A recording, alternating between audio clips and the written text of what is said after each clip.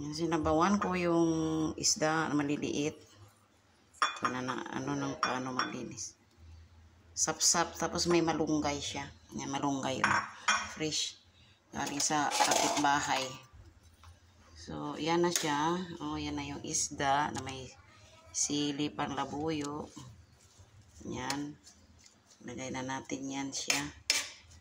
Malunggay. Diba?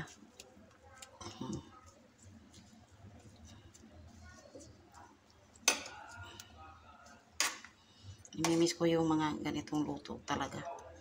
5 taon walang isda. Eh, may isda doon. Oh, yan.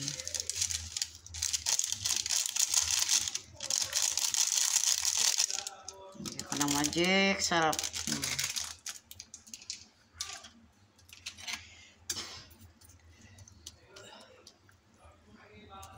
Yan siya. Diba? Oh.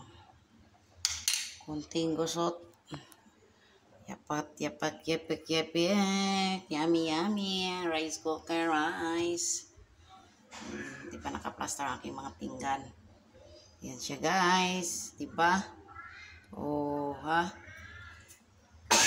Yan na bahing. Ay, lagi. La, la, la, la, la, la. Yan, ang malunggay pa more. Diba? Yum, yum, yum. Yan, sarap. Yan siya. You guys.